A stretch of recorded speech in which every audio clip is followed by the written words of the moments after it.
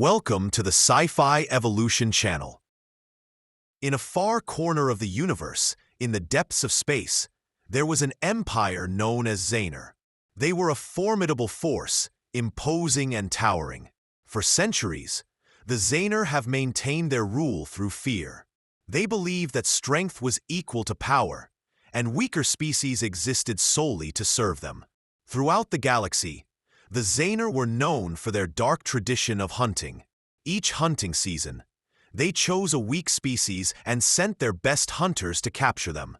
The captured creatures were then transported to the deadly moon known as Vraxar, where cameras were installed to broadcast the hunt live to all the worlds of Xaner. The sight of the trapped creatures, crying, begging, and desperately fleeing, filled Xaner with a sense of superiority. This hunting season, the scouts have discovered a new target, Tellus, a blue-green planet teeming with peculiar life forms. The inhabitants seemed small and emotional, with a history of constant conflict and greed. The Xaner saw Tellus as a chance to add another species to their collection, but they underestimated the tenacity and determination of the Tellusians. When the Xaner were preparing to invade Tellus, the Tellusians rallied and fought back. They used their technological prowess and strategic acumen to defeat Xaner, demonstrating that strength is not the only determinant of victory. The Xaner were defeated, and their dark legacy was ended. Among their own people, they seemed confused and furious, which for Xaner meant that they were weak. Perfect prey, one General Xaner growled. 10 Tellusians were captured in their sleep from various locations on Tellus. They were drugged, tied up, and transported off-planet before they even woke up. The Karnax didn't care whether they captured men, women, soldiers, or civilians. It didn't matter to them. They were just prey. On the day of the hunt, crowds gathered in the cities of Xaner to watch. Giant screens lit up. The warriors cheered. The Xaner hunters, clad in armor, stood proudly with their weapons. Their mission was to descend on Vraxar with one goal in mind: to hunt the Tellusians until there was no one left. A countdown began on board the Xaner warship over the moon. 10, 9, 8. In the cells below, the Tellusians began to wake up. They were confused, scared, and hurt, but their eyes quickly focused. One of them, a tall man with a broken nose and military tattoos, got up first. His name was Caden Reed, a former soldier. The Karnax hunters approached, but noticed something unusual. The prey had disappeared. "They're running," he said. "They're hiding.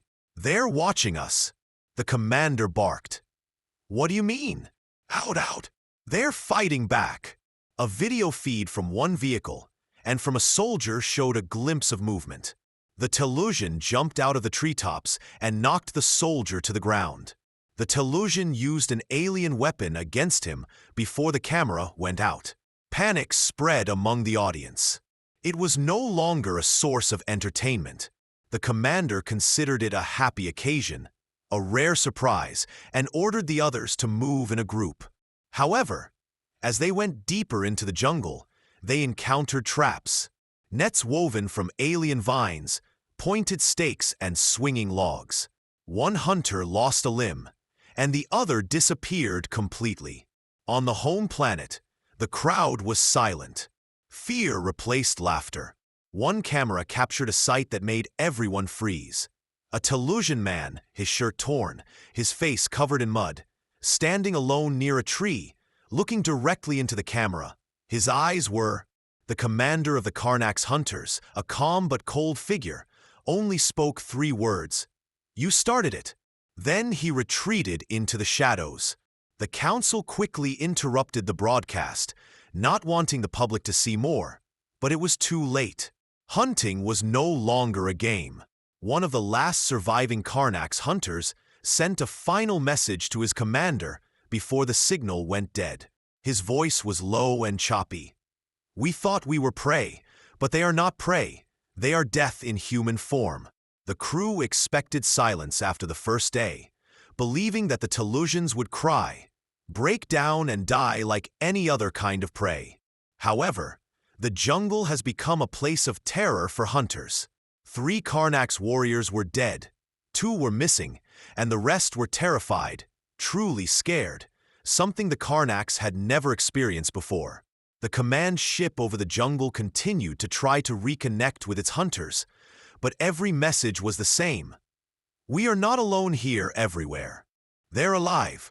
But now, it seemed, the Telosians had the situation under control. On Earth, Caden Reed crouched in the shade of a tall alien tree. His face was smeared with mud and there were bruises on his arms, but his eyes were sharp and focused. He watched as the Zaner patrol passed by, their weapons raised, their movements careful. They're changing their approach, getting closer.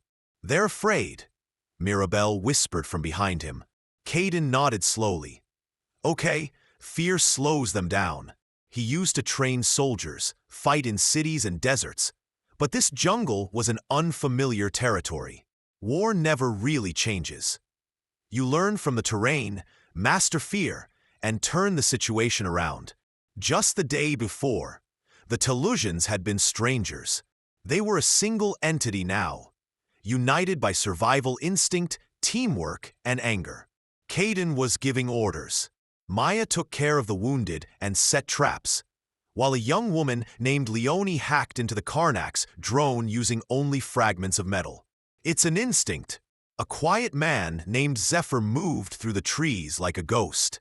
He was once a ranger in the depths of the forests of Telos. He was more than that now. On the Zaner ship, the command center was in a state of chaos. One of the commanders shouted, "This is unthinkable. They are primitive." But the data on the screen contradicted this. The numerous thermal signatures of the dead Telosians multiplied. Communications were disrupted, and Zaner's weapons were missing. Someone whispered, "They're learning from us." Above them, the council fell silent. No jubilation, no laughter, just questions. Who are these Telosians? Why are they fighting like this? Why are they winning? The Telosians did not rest at night. They went deeper into the jungle, occupying the old Zaner landing site to recharge their power cells and examine enemy equipment, sending a message back to Telos.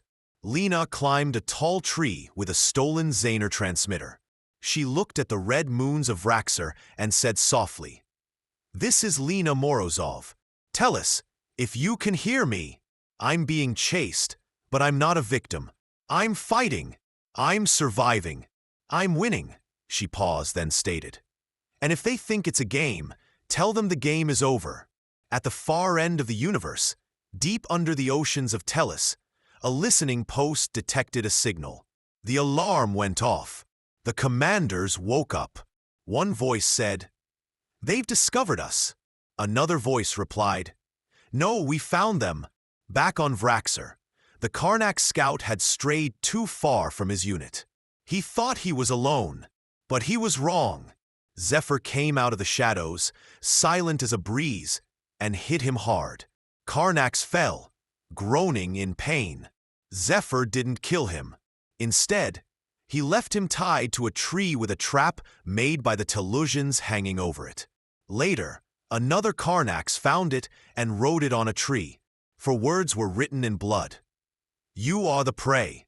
The jungle has been transformed. The Telosians have changed. The Karnax hunted countless species, but never like this. I've never looked at anyone who's adapted so quickly. Never anyone who met death and refused to run."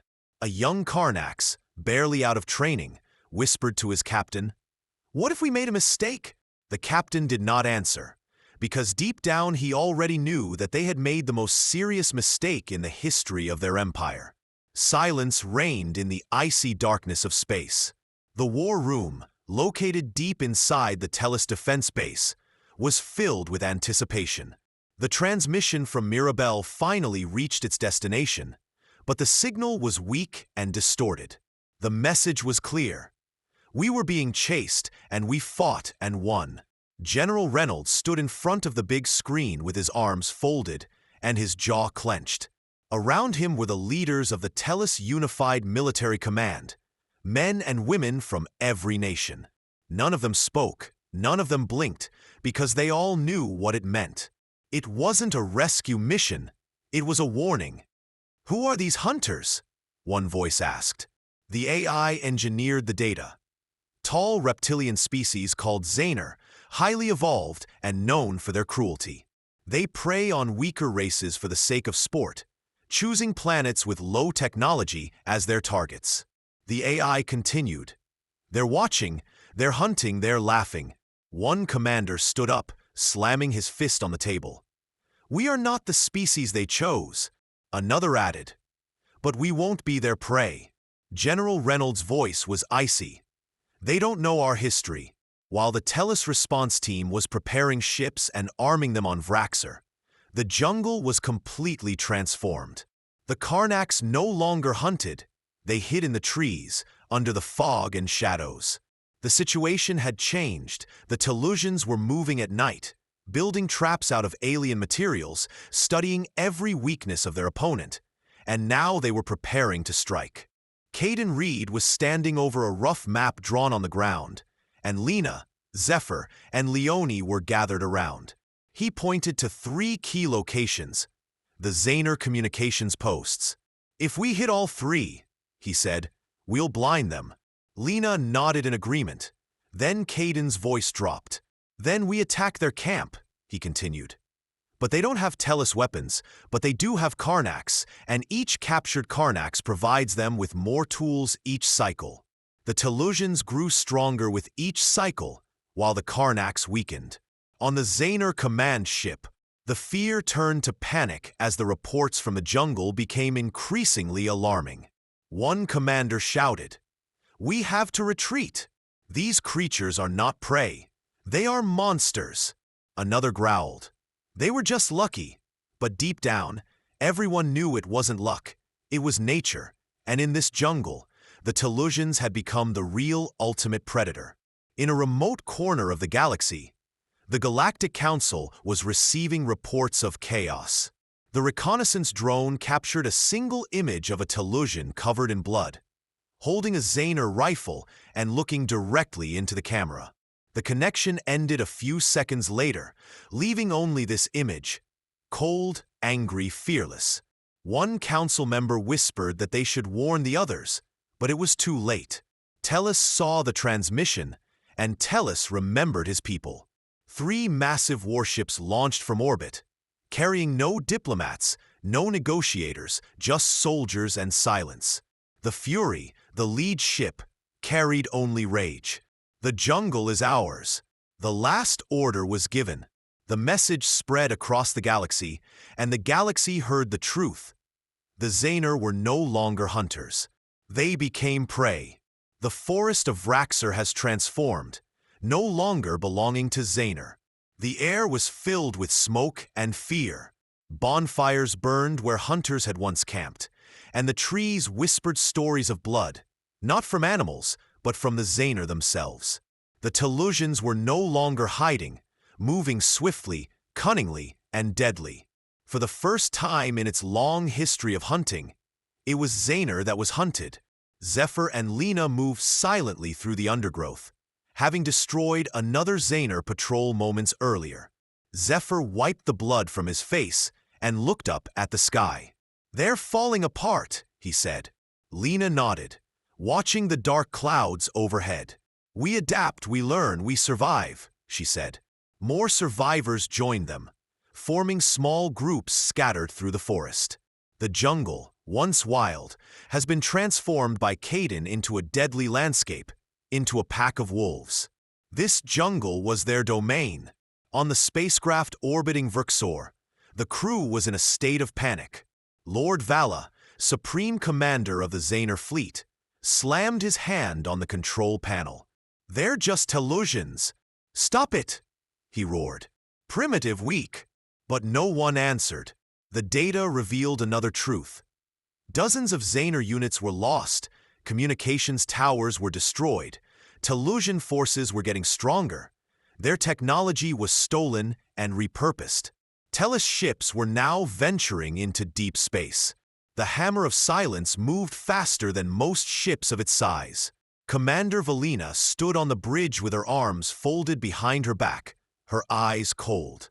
Estimated arrival time? What is it? She asked.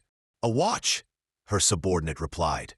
Valina nodded and ordered the assault teams to prepare.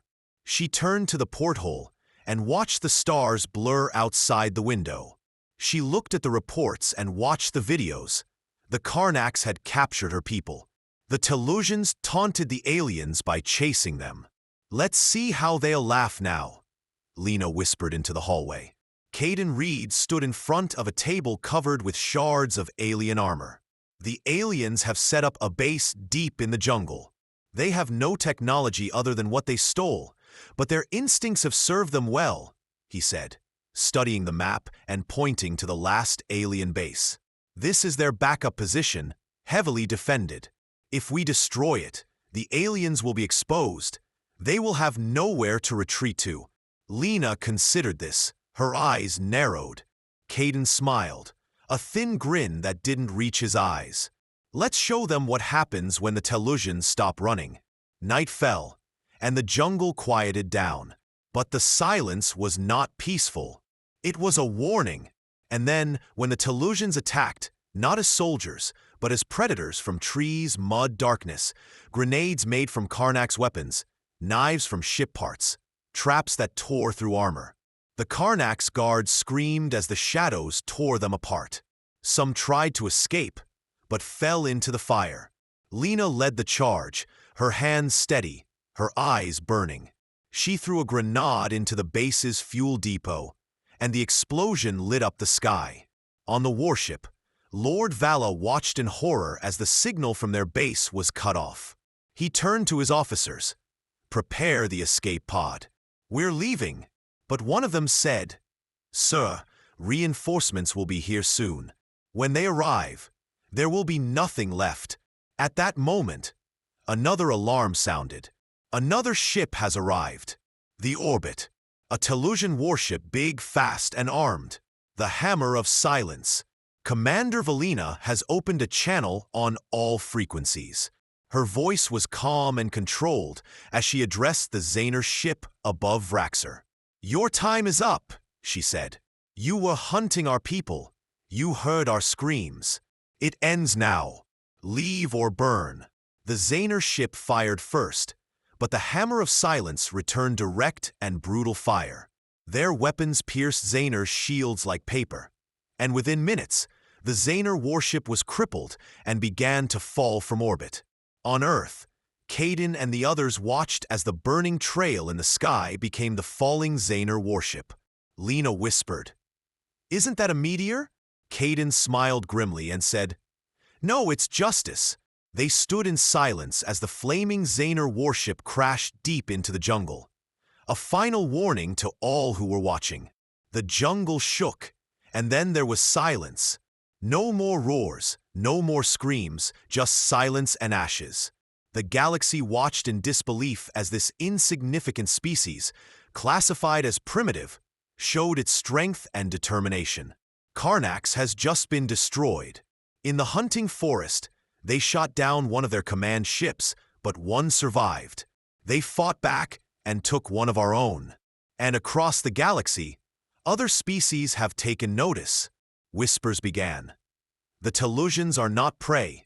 The Telosians are something else. The jungle was silent now. Ashes still lingered in the air. The wreckage of the Zaner warship lay deep in the ground like a scar. The smell of burnt metal and smoke carried for miles, but the battle was over for now. Caden Reed stood next to Lena at the edge of the cliff, watching the dawn creep through the fog. Survivors gathered around them, soldiers, scientists, workers. People who were once hunted were free, but none of them celebrated, because they all knew that this was not the end. It was just the beginning, and the Hammer of Silence remained in orbit above the planet, scanning all transmissions. Commander Valina monitored the reports coming in from Tellus, the lunar base, and the Martian command. Major news networks across the galaxy were talking about the same thing. The headlines were terrifying for most alien races. The Tellusian captives survived the Karnak's hunt, and the warship was destroyed by Tellus forces. The Galactic Council has been silent about the Tellusian retaliation, leading many to wonder if Tellus is a new threat. Commander Valina didn't smile or look proud. She just felt tired. She muttered, "Let them talk, let them listen." Meanwhile, in a quiet Soviet room light years away, the Galactic Core Assembly was in chaos. Representatives of more than 70 advanced alien civilizations sat in panic. The Karnak's delegation was silent. Their seats were empty. Others shouted over each other, asking how the Tellusians could create such weapons if they were classified as primitive and harmless. One elder, a skid named Jill, stood up and calmly said, "No, they were never harmless. We just never paid attention." Another, younger alien asked, "What should we do now?" Jalen's eyes narrowed as he replied, "We stop underestimating them." Lena was recording a message on the monitor. Her voice was calm. Her eyes were steady. "This is Lena, the survivor of the Zayner hunt. If you're hearing this, we want to tell you something that Tellus remembers. We don't forget or forgive Elia. They tried to make us their prey, to break us, but instead they taught us how to fight as one." She paused, then continued, "We're not running anymore." Lena sent a message to Tellus Command, but also broadcast it on an open channel, as a warning, or maybe as a promise. The Tellusians were soon evacuated from Vraxar by the ships of the fleet. Caden was the last to leave. He stood at the edge of the jungle and stuck a small flag in the ground, the flag of Tellus. Not to claim the planet, but to mark it as sacred, not for victory, but for survival. Then he boarded the ship and took one last look down. A few weeks later, strange things began to happen in the galaxy. Near Vega Prime, a group of pirates tried to hijack a Tellusian cargo ship, but something unexpected happened. The ship was not captured. It was saved by a mysterious force. The pirates were defeated, and the Tellusian crew was safe. The story of Lena and her companions, who survived the Zayner hunt, became known throughout the galaxy, inspiring others to stand up for what is right. The Tellus flag has become a symbol of hope, reminding everyone that even in the darkest times there is always light. The Tellusians did not flee. They were fighting. The pirates did not survive on the desolate planet near the Outer Rim. Alien mercenaries laughed as they ambushed a group of Tellusian settlers. The settlers used agricultural implements as weapons. The mercenaries ran away. Such stories began to spread, turning into fear. Don't touch the Tellusians. Don't anger Tellus. They're not afraid of death like we are. One day, on the Black Market space station, two alien bounty hunters sat in silence, one of them tapping on his screen, which displayed a reward for a Tellusian named Milora. "Is it still open?" asked another. The first hunter shook his head. "No way, you haven't heard. She survived the Karnak's hunt. She was there when the warship went down. Then why is the reward still hanging?" The hunter leaned closer, whispering, "Because someone is stupid enough to think that she is still prey." They both laughed nervously until the Tellusian shadow followed them into the alley. I was learning the truth. The Tellusians weren't the strongest species, or the smartest or the fastest. But we were the most dangerous because we were impossible to break. You could outnumber us, you could even kill us. But if you failed even once, we would come back like a fire that never goes out. We don't forget the pain. We don't run away forever. We learn and evolve, and then we hunt. The stars above Tellus were peaceful, but a defense system was being built deep beneath the surface of Tellus. Commander Valina stood in front of a large screen, showing an incoming signal. It wasn't a distress signal or a call. It was a message from the powerful Trax Dominion Empire from the outer sectors. They were brave, cruel, and proud, and they did not learn from the mistakes of the Karnaks. Their message was simple. We are not afraid of Tellus, You are just lucky savages. We will bring your family to its knees. Heal me. They even attached a video of the Tellusian outpost being attacked and destroyed by Track's troops. There were more bodies and blood. Another mistake. Valina didn't say. She turned around and gave one order. Activate protocol. Ghost Fong. In the dark void at the edge of Track space, 5 Tellusian stealth ships glided silently through the stars. Without warning, without threats. They moved like ghosts. Each carried only 10 soldiers. But not just any soldier. They were elite phantom operatives trained for deep strikes, survival, and terror. Their mission was not to conquer, not to occupy, but simply to send a message to the world planet. The Track's training base towered with over 3,000 soldiers. At midnight, the first alarm went off. By 12:10 the electricity went out. By 12:30, the base was engulfed in flames. Screams echoed in the darkness, but there was no enemy in sight. The cameras captured only fleeting glimpses of shadows moving too fast. By dawn, the base was silent. There were no survivors, just a message carved into the wall in deep plasma. Enemy, you hunted us. Now we're hunting you. The Galactic Council demanded answers. They summoned Tellus to appear before them. Commander Valina arrived alone, without any guards or ships in orbit. She stood in the council chamber, surrounded by hundreds of alien leaders, and waited. The chairman of the council, an elderly leader with an armored appearance named Ashesh, leaned forward. "Did you give the order to attack the Voral base?" Valina met his gaze. "Did you stop them from killing our civilians?" "Silence. We did not start this conflict, but we will not back down." Another alien delegate shouted. "Tellus is a threat to the world. If peace means allowing you to kill our people without resistance, then yes, we are dangerous." She turned around and left. No one tried to stop her. After that, the news spread quickly. The phrase Summit Protocol began to appear on illegal news channels and in underground media.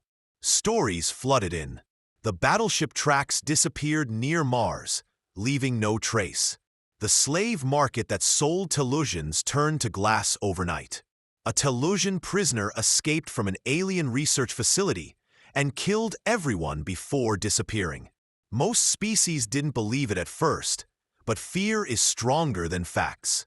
Now the alien captains are warning their crews. If you encounter a Tellusian vessel, do not approach. If you capture a Tellusian, release him. If Tellus is involved, leave. Caden Reed and Milora returned to Tellus. They weren't looking for fame. They didn't need honors. They were educating the next generation. Their focus shifted from combat to strategy. They taught their students the value of silence, patience, and precision. Caden said, "War is not anger. This is survival and ensuring that our enemy does not win." Maya added, "The universe is unfair, but we are not looking for justice. Our goal is to make sure that we don't become prey." Their classes were always full, for the Tellusians knew that the struggle was far from over. Some still believed that the Tellusians were bluffing, that Tellus would not be able to rise again, that the Tellusians would sink into obscurity. But the wisest alien leaders did not share this belief. They observed patterns and saw the truth. Every empire that hunted the Tellusians is now either destroyed or in decline. Every species that had underestimated Tellus was now afraid of his silence. And Tellus wasn't bragging. He didn't make any noise. He waited like a predator in the shadows. Eventually, the galaxy discovered a fundamental truth. The Tellusians did not seek to rule. They just wanted to be left alone. However, if you try to restrict them, chase them, or destroy them, they won't escape. They will keep their memories, and they will come back to confront you,